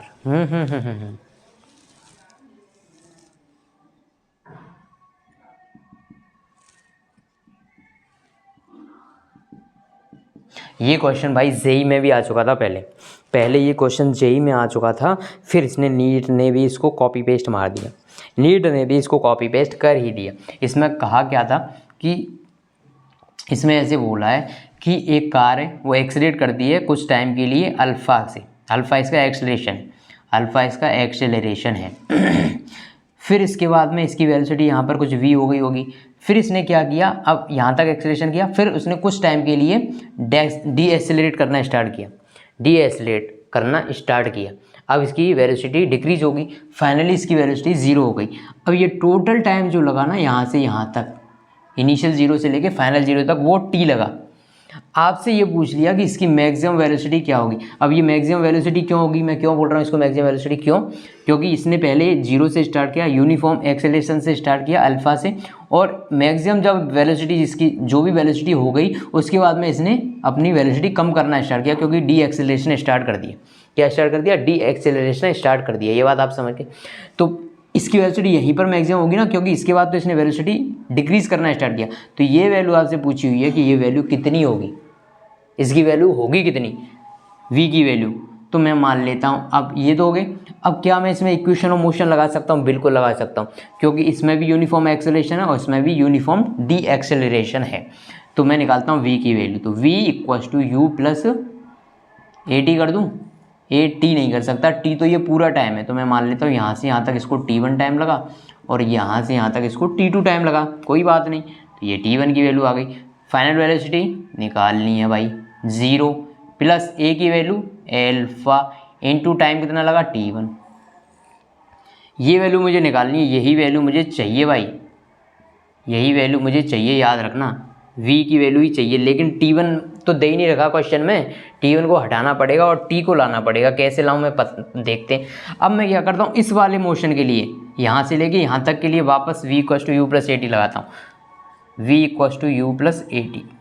किस motion के लिए? इस वाले के लिए। तो इसमें final velocity कितनी हो गई? 0। इसकी इनिशियल वेलोसिटी कितनी है? इसकी इनिशियल वेलोसिटी ये है v, जो कि अल्फा t1 मैंने निकाली। समझ रहे हो ना यार, ये बात समझ में आ रही है आपको? मैं यहाँ से यहाँ तक के लिए अब ये मोशन लगा रहा हूँ, क्या मैं यहाँ से लेके इनिशियल पॉइंट से लेके फाइनल पॉइंट तक इसमें इक्वेशन ऑफ मोशन डायरेक्टली लगा सकता हूँ क्या? नहीं लगा सकता।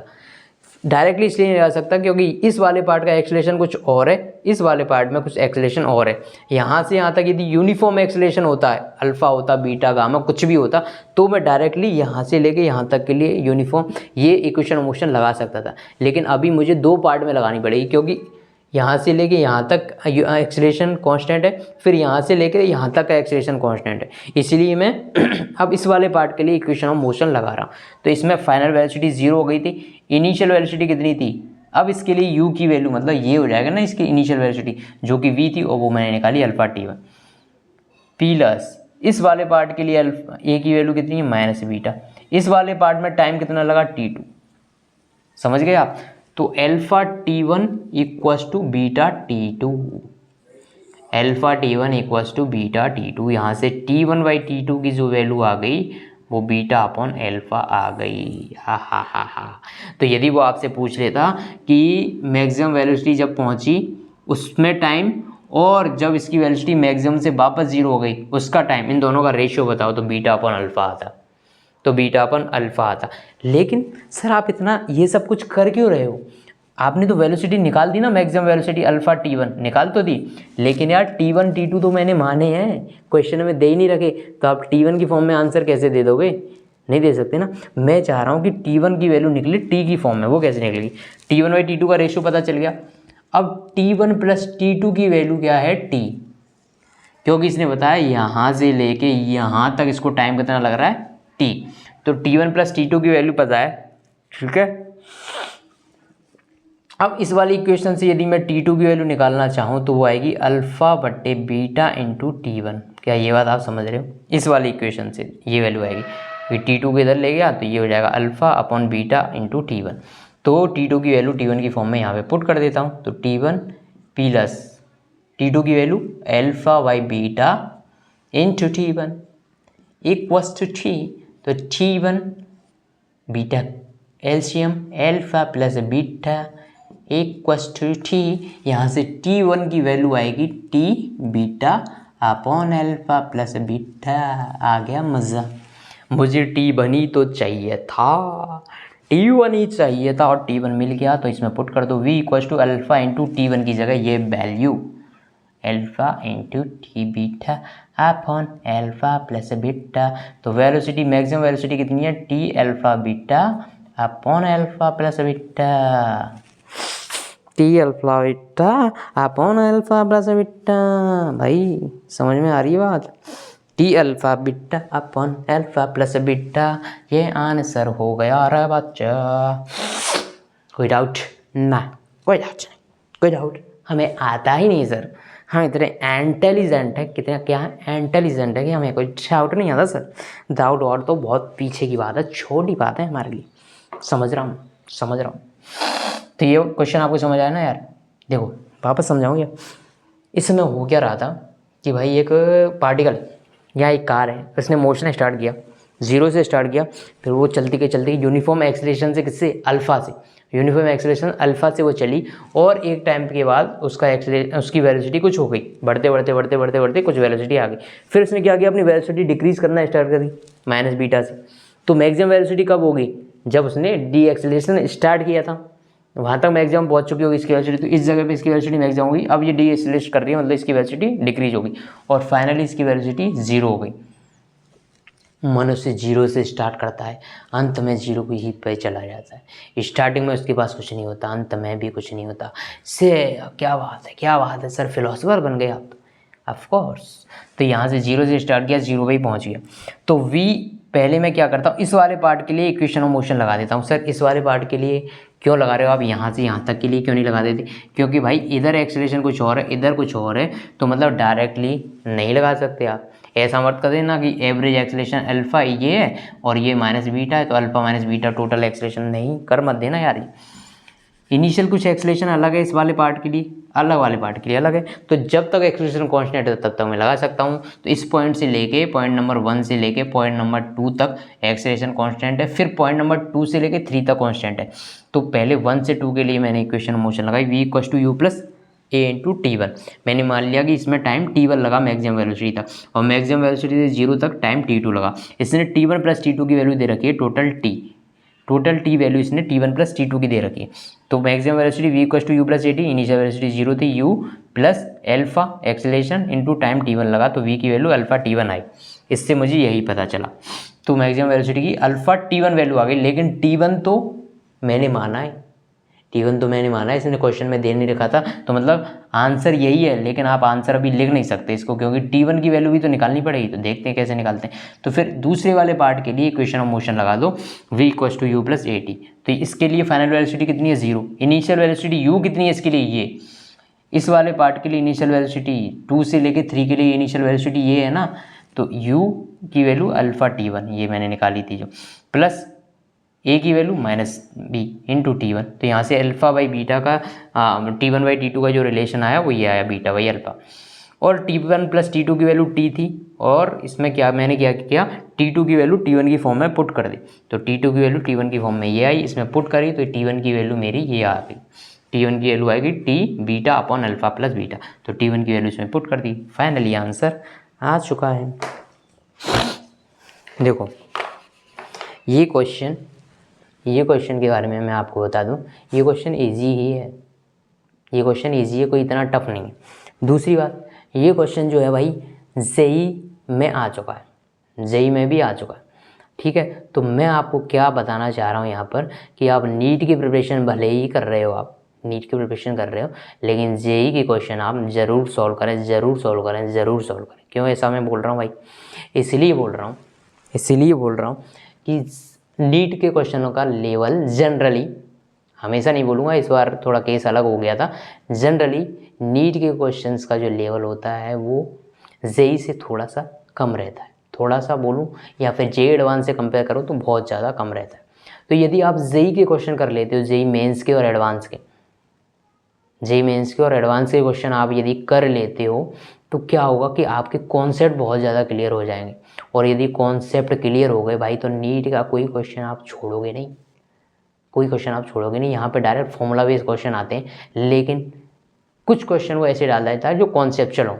यदि सारे क्वेश्चन फॉर्मूला बेस्ड होंगे तो यार सारे ही बच्चे कर देंगे जो फॉर्मूला याद करके गए, फिर उनको फिजिक्स पढ़ने वालों का मतलब क्या, जो समझ के पढ़ रहे हैं उनका मतलब क्या निकला, मतलब यही निकला भाई, मतलब यही निकला कि यदि कोई कॉन्सेप्ट समझ के पढ़ रहा है ना तो वो उन क्वेश्चनों को वो ही कर पाएगा जिसके कॉन्सेप्ट क्लियर है। इसीलिए नीट में भी कई क्वेश्चन अच्छे आते हैं। तो मैं आपको एडवाइस यही देना चाहूँगा कि नीट की तैयारी भले ही कर रहे हो तो जेई मेंस के तो एटलीस्ट करके जाओ।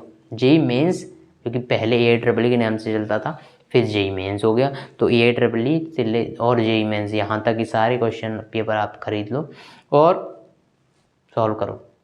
प्रीवियस ईयर के क्वेश्चन पेपर खरीद लो। मैं ये नहीं बोल रहा कि आगे वाले क्वेश्चन पेपर खरीद लो भाई, मुझ पर तुम कहीं शाम लगवा दो कि सर तो क्वेश्चन पेपर खरीदने की बातें करते हैं। प्रीवियस ईयर क्वेश्चन पेपर आप ले लो मार्केट से जाके और आप उनको सॉल्व करो भाई, वो जेई के हों, मेंस के, एडवांस के छोड़ दो। चलो मान लिया आपके बात, मेंस के तो कर ही सकते। नेक्स्ट क्वेश्चन है, a particle moves along a straight line such that it's displacement at any time. तो डिस्प्लेसमेंट और टाइम का आपको रिलेशन दे रखा है, वो क्या है, T Q minus 60 square plus 3t plus 4। ये किसका है, एस और टी का मतलब डिस्प्लेसमेंट टाइम का रिलेशन है। T Q minus 60 square plus 3t plus 4। The velocity when acceleration is zero.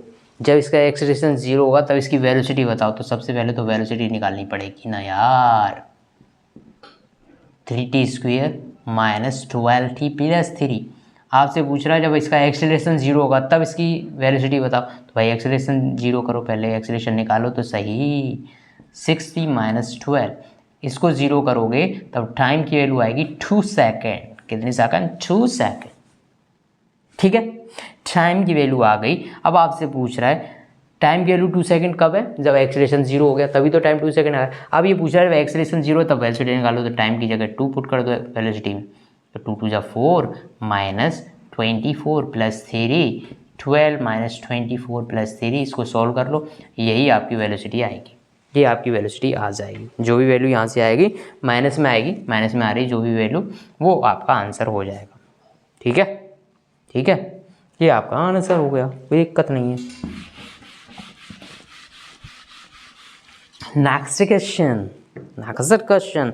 A body start from rest. What is the ratio of distance traveled by the body during the 4th and the 3rd second?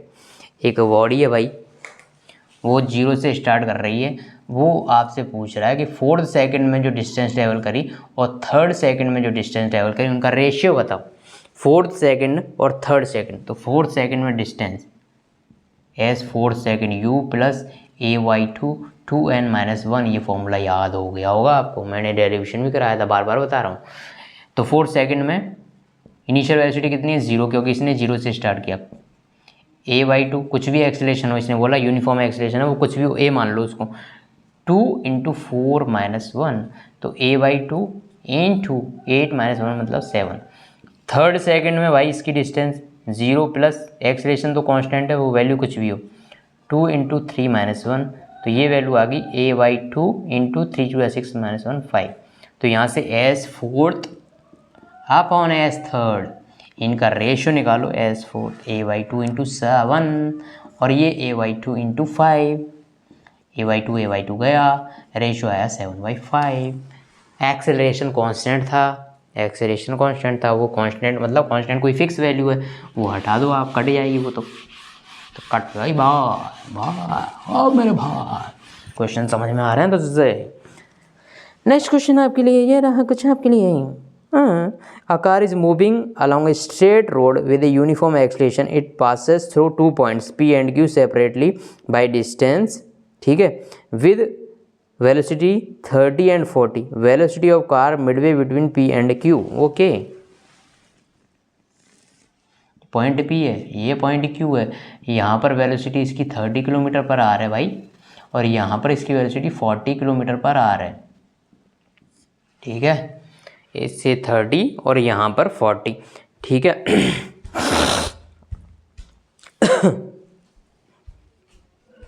The velocity of car Midway, एकदम बीच में इस जगह पर, तो ये वाली distance S1 और ये भी S1।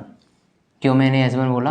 क्योंकि एकदम मिडवे मतलब जितनी यहाँ से ये डिस्टेंस होगी इतनी यहाँ से ये डिस्टेंस। अब आपसे ये पूछ लिया इस जगह पर इसकी वेलोसिटी बताओ, इस जगह पे इसकी वेलोसिटी बताओ, तो v पहले मैं इक्वेशन लगाने की कोशिश करता हूँ। तो मुझे क्या पता है, अभी इनिशियल और फाइनल वेलोसिटी पता है, ठीक है। और ये वाली टोटल डिस्टेंस मैं मान लेता हूँ ये 2s1 हो जाएगी, ये पता है मुझे इस जगह पे वेलोसिटी चाहिए। तो आप मुझे बताओ इसमें कौन सी इक्वेशन लगा दूँ मैं, तो भाइयों इसमें टाइम का कोई जिक्र नहीं है, टाइम की कोई बात नहीं, तो कौन सी इक्वेशन लगाऊँ, ये लगा दूँ क्या? क्योंकि सिर्फ यही इक्वेशन है, तीनों इक्वेशन में, इसमें टाइम की कोई बात नहीं होती। तो final velocity 40, initial velocity 30 plus 2, acceleration क्या है पता नहीं लेकिन कांस्टेंट है, s की वैल्यू यहाँ से यहाँ तक 2s1, ठीक है। तो यहाँ से 1600 minus 900 equals to 2 into 2s1। ये बात समझ रहे हो आप? ये बात समझ रहे हो ना यार? तो यहाँ से वैल्यू जो भी आएगी 700 equals to 2a into 2s1। मुझे क्या पूछा, इस जगह पे वेलोसिटी बता दे यार भाई, इस जगह पे वेलोसिटी बता दे। तो मान लेता हूँ भाई इस जगह पे वेलोसिटी v है, तो v square equals to u square मतलब ये square plus 2 into a into ये वाली डिस्टेंस कितनी है s1। इसने मिडवे बोला है ना, मिडवे मतलब आधी डिस्टेंस पे होगी भाई, बात समझ रहे हो ना, आधी डिस्टेंस पे वेलोसिटी बताओ। अब मुझे बताओ क्या 2as1 की वैल्यू, और यहाँ से आप डायरेक्ट पुट नहीं कर सकते क्या यार? 4as, ये वैल्यू देखो किसकी है, 2 2 4 मल्टीप्लाई कर दूँ तो 2as1 की वैल्यू यदि 700 है तो 2as1 की वैल्यू क्या आ जाएगी 700/2, क्योंकि 2 2 4 मैंने 2 इधर ले लिया, तो 2as1 इक्वल्स टू 700/2, ये वैल्यू है मेरे पास। तो इसमें डायरेक्ट वैल्यू पुट कर दो, तो v square equals to 30 square मतलब 900 प्लस 2as1 की वैल्यू 700/2 मतलब 350।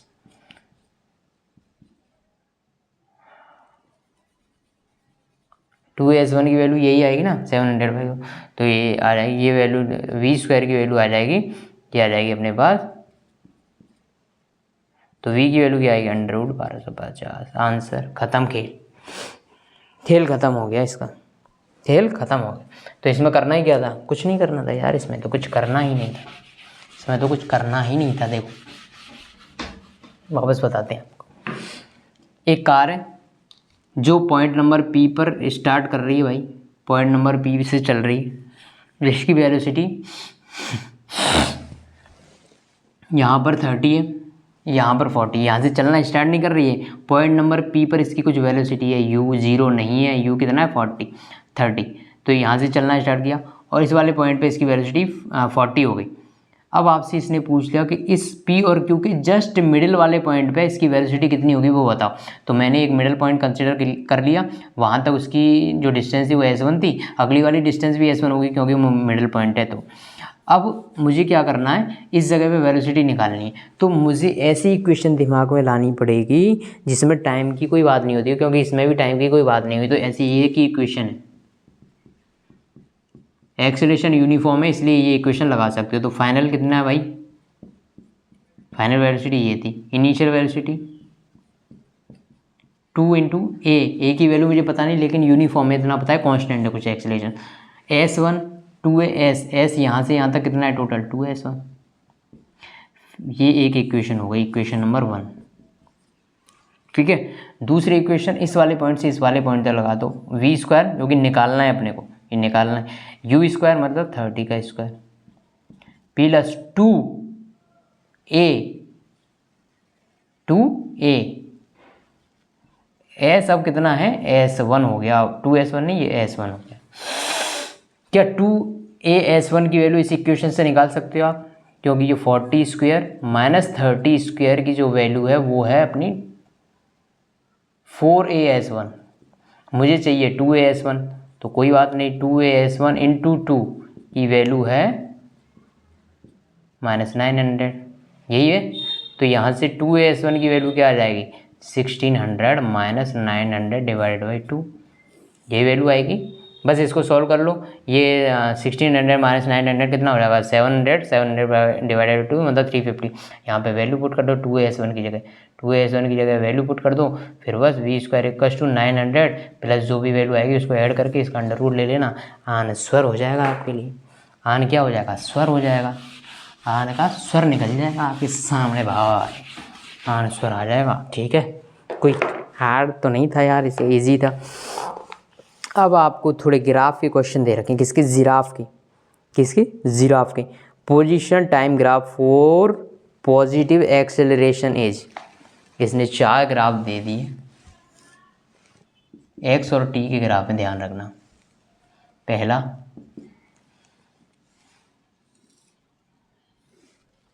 दूसरा, तीसरा, डी ऑप्शन है,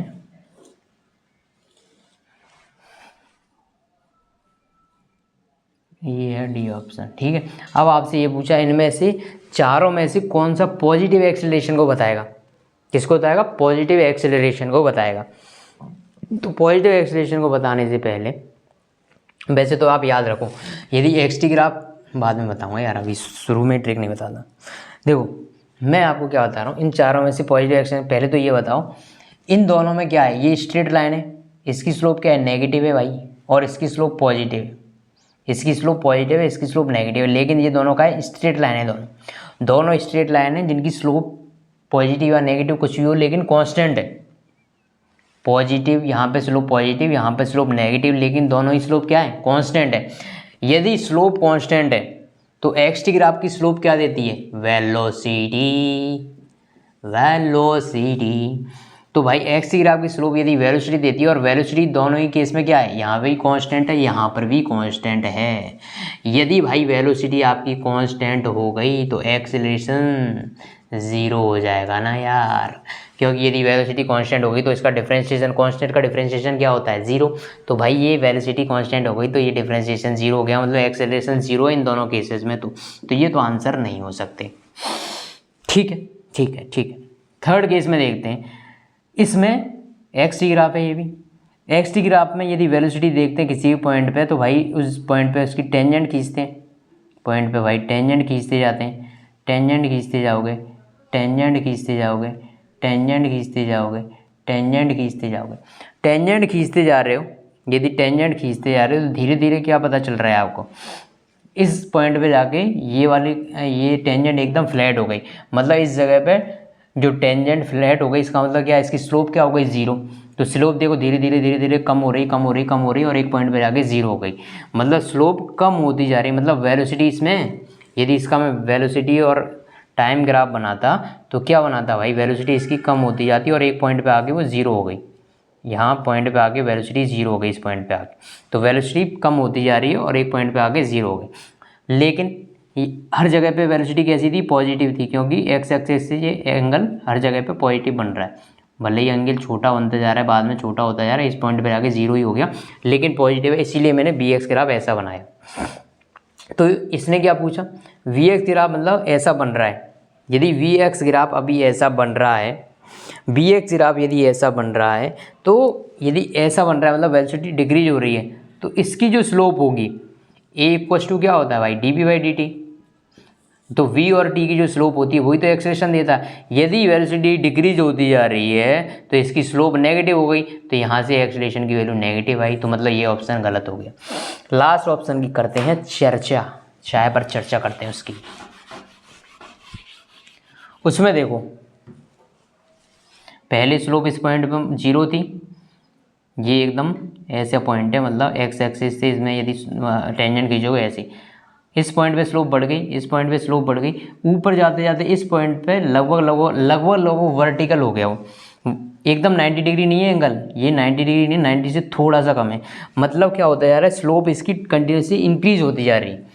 और एक्स टी ग्राफ की स्लोप क्या देती है भाई, वेलोसिटी देती है। तो इसका वेलोसिटी टाइम ग्राफ क्या होने का, इनिशियल वेलोसिटी कुछ जीरो थी, फिर ऐसे करके वेलोसिटी इंक्रीज होती जा रही है। तब अब बताओ वी टी ग्राफ की अब स्लोप क्या है, इस वाले ग्राफ के लिए वी टी ग्राफ की स्लोप कैसी आ रही है, पॉजिटिव।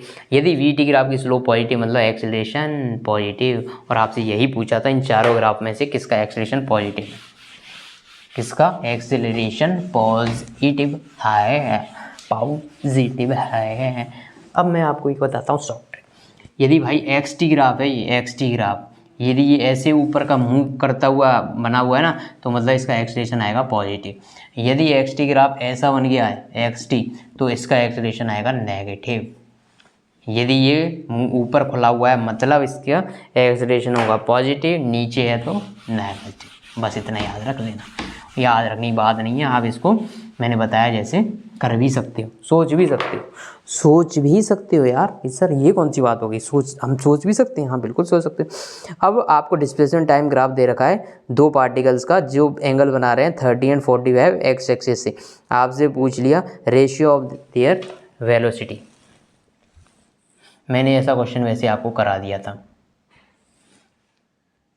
एक्स टी ग्राफ है, यहाँ से एंगल 30, यहाँ से एंगल 45, ठीक है। इसकी वेलोसिटी मान लो v1 है, इसकी वेलोसिटी v2 है। तो आपसे कोई सा भी पूछ ले, या v2/v1 पूछ ले, या फिर v1/v2 पूछ ले, कुछ भी निकाल सकते हो ना यार। यदि ये v1 है, यदि ये v1 है भाई, यदि ये v1 है, जो 30 डिग्री एंगल बना रहा है वो v1 है, तो इसको हटाओ, v1 और v2 पूछा।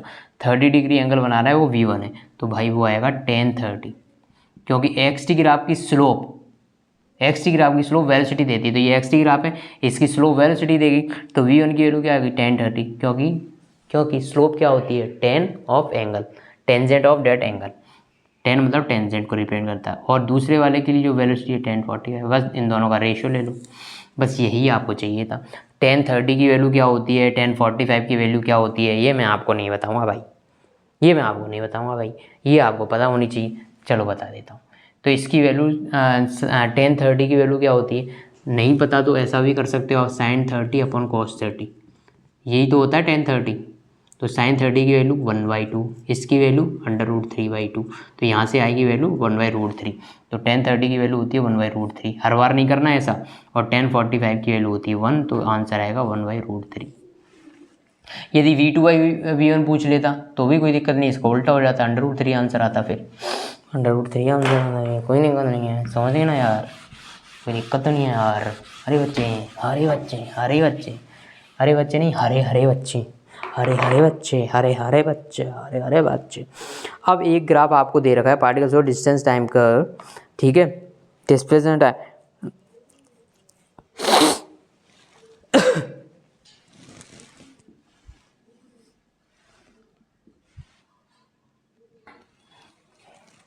ठीक है, वी टी ग्राफ है, दूसरा कुछ इस तरह से है, ये वी टी ग्राफ है। थर्ड कुछ इस तरह से है, सारे के सारे वी टी ग्राफ में याद रखना। और फोर्थ कुछ इस तरह से है, ये भी एक क्या है, वी टी ग्राफ है।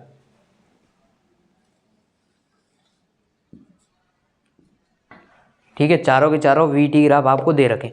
अब आपसे पूछ लिया कि यदि वन डायमेंशनल मोशन है, कैसा मोशन है, वन डायमेंशनल मोशन है, तो 1D मोशन है, या तो एक्स में होगा, या तो वाई में होगा, या तो जेड में होगा, लेकिन एक ही डायमेंशन में होगा। तो इनमें से कौन सा ग्राफ पॉसिबल नहीं है, ये देख के बताओ आप मुझे, कमाल हो जाएगा, मज़ा आ जाएगा यदि कर दिया तो। इनमें से कौन सा ग्राफ पॉसिबल नहीं है। देखो इसमें पहले वाले में क्या हो रहा है, वेलोसिटी पहले इंक्रीज हो रही है फिर डिक्रीज हो रही है, ऐसा हो सकता है, बिल्कुल हो सकता है। पहले वेलोसिटी इंक्रीज हुई फिर डिक्रीज हुई। जो देखो ये ग्राफ किसके लिए बनेगा, जो मैंने अभी एक क्वेश्चन कराया था ना आपको, जिसमें यहाँ तक एक्सेलरेशन पहले 0 से स्टार्ट हो रहा था, फिर यहाँ पे मैक्सिमम वेलोसिटी हुई, फिर डिक्रीज होना स्टार्ट हुई, 0 हो गई। अभी एक न्यूमेरिकल कराया था ना ऐसा, जिसमें टाइम की वैल्यू निकाली थी अपन ने, t1 की वैल्यू निकाली थी, यहाँ से यहाँ तक का टाइम दे रखा था टोटल t, ठीक है। तो t1 की वैल्यू निकाल ली थी t की फॉर्म में, फिर वो पुट कर दी थी, तो v की वैल्यू आ गई थी अपने पास, t α β/α + β, ये वैल्यू आई थी ना। ठीक है, ये वैल्यू आई थी। तो ये ग्राफ इस वाली चीज़ के लिए बना हुआ है भाई, ठीक है।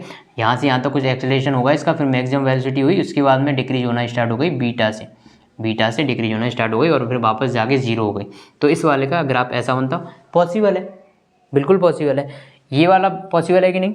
इसमें वेलोसिटी देखो, वेलोसिटी लगातार बढ़ती जा रही है और वी टी ग्राफ की स्लोप क्या देती है? एक्सेलरेशन। तो इसका एक्सेलरेशन भी बढ़ता जा रहा है भाई, एक्सेलरेशन कांस्टेंट नहीं है, एक्सेलरेशन बढ़ता जा रहा है। कोई बात नहीं, एक्सेलरेशन बढ़ रहा है लेकिन वी टी ग्राफ पॉसिबल तो है ना, एक्सेलरेशन बढ़ता जा रहा है, कोई बात नहीं। इसमें ये ग्राफ पॉसिबल है क्या? टाइम के साथ में क्या हो रहा है? वेलोसिटी पहले इंक्रीज हो रही है, फिर डिक्रीज हो रही है, नेगेटिव में जा रही है, फिर इंक्रीज हो रही है, फिर डिक्रीज हो रही है, नेगेटिव पॉजिटिव चल रही है, कोई बात नहीं, ये भी पॉसिबल है।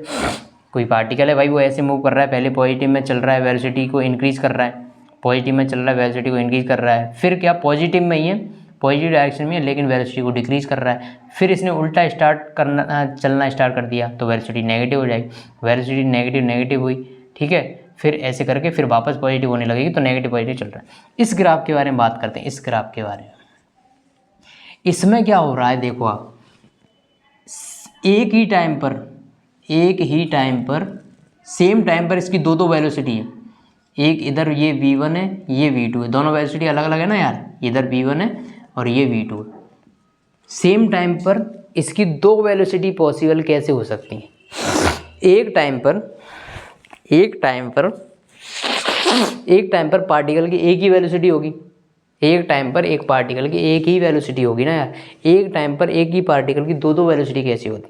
जैसे वो चल रहा है भाई, किसी टाइम पर उसकी दो वेलोसिटी पॉसिबल हैं क्या? एक ही टाइम पर पॉसिबल हैं। मैंने आपको रिवर बोट का केस कराया था, यदि ये इधर 3 से चल रही है रिवर और ये इधर से 4 से चल रहा है, तो एक ही टाइम पर जब टाइम इक्वल्स टू 0 जब ये स्टार्ट ही कर रहा है तो भाई इसकी दो वेलोसिटी है ना, एक इधर है और एक इधर है, 4 इधर है 3 इधर है, तो एक टाइम पर दो वेलोसिटी पॉसिबल है, बिल्कुल है। लेकिन इस क्वेश्चन में इसने क्या बोल दिया कि जो मोशन हो रहा है वो कैसा है? 1 डायमेंशनल मोशन है, 2D की बात नहीं हो रही। ये सॉरी, ये दो वेलोसिटी पॉसिबल है कब? लेकिन मोशन 2 डायमेंशन होना चाहिए, लेकिन मोशन यदि एक ही डायमेंशन का होगा तो एक टाइम पे एक ही वेलोसिटी पॉसिबल है। यदि वो एक्स में चल रहा है तो किसी पर्टिकुलर टाइम पर एक ही वेलोसिटी होगी ना उसकी, हो सकता है वो वेलोसिटी पॉजिटिव डायरेक्शन में हो, नेगेटिव डायरेक्शन में, उससे मतलब नहीं है, लेकिन होगी तो एक ही वेलोसिटी। यदि वो मोशन 2D होता तो एक ही टाइम पे 2 वेलोसिटी पॉसिबल होती, लेकिन इसने क्वेश्चन में दे रखा है भाई ऑलरेडी ये मोशन कैसा है? 1D। तो ये आंसर इनकरेक्ट हो जाएगा, मतलब ये ऑप्शन सही है क्योंकि उसने इनकरेक्ट ही पूछा था, तो इसका ऑप्शन सी आएगा, समझ गया? ऑप्शन सी करेक्ट है इसका, मतलब ये ग्राफ पॉसिबल नहीं है। क्यों नहीं है? क्योंकि एक टाइम पे दो वेलोसिटी आ रही है, जो कि पॉसिबल है लेकिन 2 डायमेंशन पॉसिबल है, 1D में ऐसा पॉसिबल नहीं है। Displacement time graph of particle is shown the instantaneous velocity of particle is negative at point. एक डिस्प्लेसमेंट टाइम ग्राफ दे रखा है भाई, ठीक है, ऐसा इसने 4 पॉइंट मार्क कर दिए, point a, point number b, point number c and ये पॉइंट नंबर डी। आपसे पूछ लिया किस वाले पॉइंट पे इसकी इंस्टेंटेनियस वेलोसिटी नेगेटिव है। ये ग्राफ किसके बीच में? एक्स और टी के बीच में भाई, एक्स और टी के बीच में। एक्स टी ग्राफ से वेलोसिटी कैसे निकालते हैं? इंस्टेंटेनियस वेलोसिटी उस वाले पॉइंट पर उसकी क्या लेते हैं? स्लोप लेते हैं। पहले इस पे एक पॉइंट पे टेंजेंट खींचो, इसकी स्लोप लो, तो इसकी स्लोप पॉजिटिव है भाई, यहाँ तो वेलोसिटी पॉजिटिव है। ये बी पॉइंट पे भी स्लोप पॉजिटिव है, देखो इसका टेंजेंट का स्लोप पॉजिटिव आएगा। इस वाले पॉइंट, ये इसने पॉइंट यहाँ पर दे नहीं रखा, लेकिन यदि ये दे रखा होता इस जस्ट सबसे ऊपर वाले पॉइंट पे, तब स्लोप इसकी 0 हो जाती, यहाँ पर स्लोप 0 हो जाती, लेकिन ये पॉइंट इसने मार्क नहीं कर रखा, तो 0 पूछा भी नहीं इसने, 0 नेगेटिव पूछा। इस वाले पॉइंट पे टेंजेंट खींचो, वो टेंजेंट बनेगी ऐसे, और ये टेंजेंट है भाई, इसका जो स्लोप है वो नेगेटिव है, इसका स्लोप नेगेटिव है क्योंकि थीटा ग्रेटर देन 90 है। तो इस पॉइंट नंबर सी पर वेलोसिटी नेगेटिव होगी, velocity at point c less than 0 negative होगी। पॉइंट नंबर डी पे देख लेते हैं, तो इस पर स्लोप खींचोगे ऐसी आएगी कुछ, जिसका एंगल लेस देन 90, मतलब डी पर भी स्लोप पॉजिटिव आएगी। तो कौन सा आंसर हो जाएगा इसका? पॉइंट नंबर सी। आंसर लगा देना, पॉइंट नंबर सी पर इसकी स्लोप नेगेटिव है, क्या नेगेटिव है, नेगेटिव है।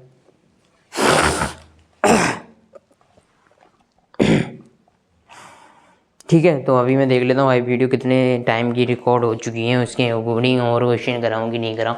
तो भाई टाइम बहुत ज़्यादा हो गया, मैं थैंक यू बोलने आ जाता हूँ आपके सामने। तो बच्चों थैंक यू सो मच, आज की वीडियो यहीं समाप्त करते हैं, समय समाप्ति की घोषणा। Thank you.